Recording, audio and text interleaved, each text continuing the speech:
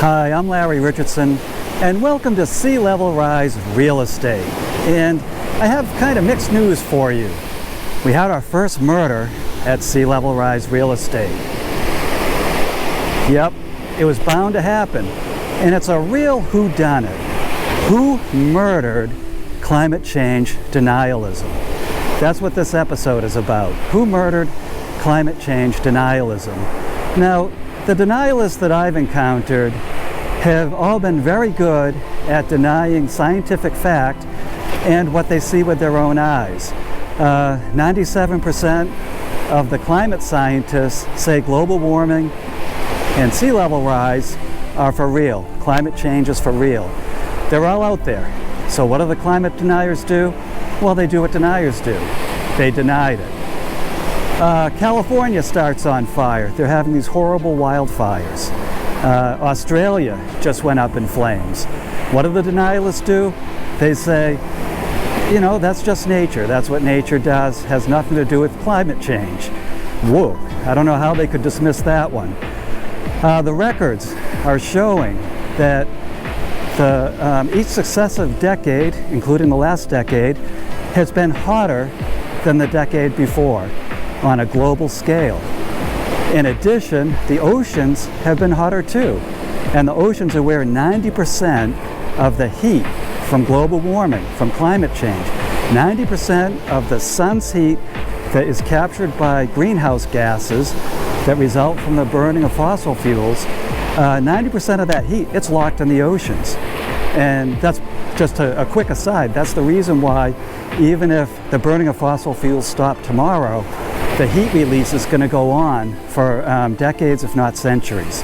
So the denialists could deny all of that. And I'd imagine if you took them into the woods, out in the Rockies, the Sierra, the Appalachians, and they saw hundreds and hundreds of acres, millions of acres of dead trees that were consumed by beetles that have grown worse because of a warming planet, I bet you could take them right into the middle of that forest and they'd still deny it. So this brings us to the point of the murder, the point where a wooden stake has finally been driven through the hearts of sea level rise denialists. How? Well, in fact, it's the who done it, the who. The who did it, the founder of Blackrock, which is the largest investing company in the world. They manage nearly $7 trillion. $7 trillion worth of money. And they are the largest firm in the world that does that. And he just issued a letter this week that told corporate chiefs that his company, is going to start evaluating them according to their sustainability record. According to their record of being kind to the environment, releasing less greenhouse gases, polluting less overall, and trying to bring climate change under control before it starts hitting their bottom line and his bottom line. And that's the big admission. He is basically saying that this isn't just a kind thing that he's doing. It's also a question of good investment. He's saying that we can't continue on the way we've been continuing, denying climate change and its impact on the world, and still have a healthy bottom line. He's saying that it is starting to hit us. And one of the first things he said he's going to do is stop investing in companies that burn coal. The coal burning companies, he's going to ease up on those because they are the largest contributors of greenhouse gases, of the dangerous greenhouse gases, carbon dioxide. And that's a shot across the bow for corporate America when an enormous investor, the big Kahuna, says, I'm going to start grading you on this and deciding who to invest in accordingly. He also mentioned quite specifically that sea level rise is becoming a problem and will be a problem in the future. He worries that it's going to impact the mortgage market, making 30-year mortgages pretty much a pipe dream because the properties, especially coastal properties that have sea level rise flooding issues, they're not going to be around for 30 years, so those mortgages are not going to get paid off.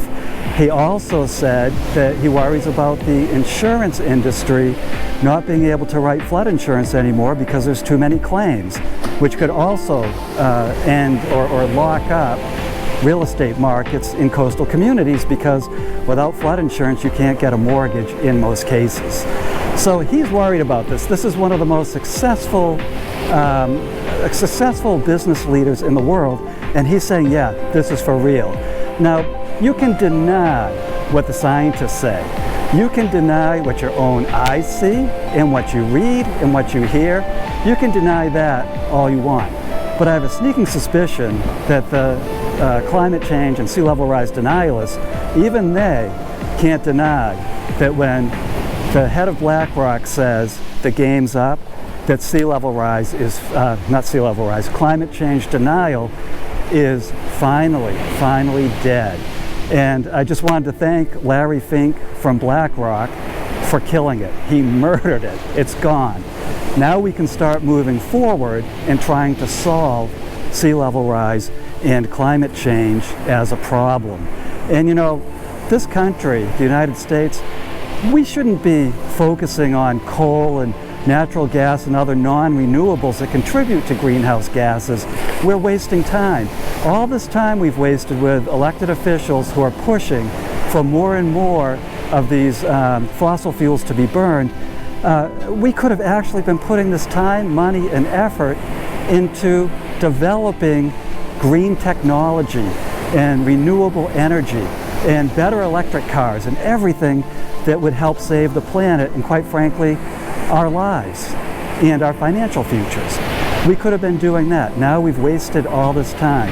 So let's all start looking forward. And for people involved in real estate, for buyers, sellers, owners, and real estate agents, this story about Blackrock and the murder of climate change denial, it hits you directly, because what he's saying is, for my company, I am going to really evaluate the risk involved from climate change and sea level rise.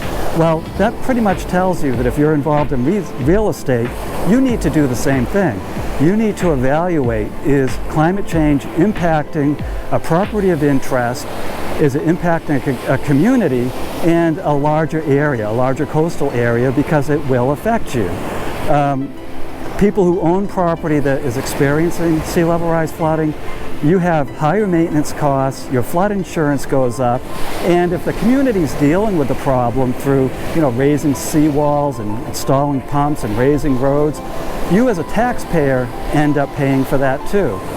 In addition, you could get hit with higher flood insurance premiums, and if you're in a community that has a condo association or a homeowners association, you could also have higher special assessments and fees coming your way. So these are all the issues that you need to evaluate. And that's where I come in. I have written a book called 7 Sea Level Rise Real Estate Questions, which will help you to evaluate a specific property situation along with how the community issues might affect you to make informed real estate decisions. That is whether you are a buyer, a seller, an owner, or a real estate agent. And I have videos on my website, sealevelriserealestate.com, where you can take a look and figure out what's going on right now and how it might impact you. I have regular updates on that site, along with videos that will give you an idea of the risk involved in climate change and sea level rise. So I'm Larry Richardson. I am absolutely elated that climate change denialists have been murdered, and I hope you are too. And I'll see you in the next episode.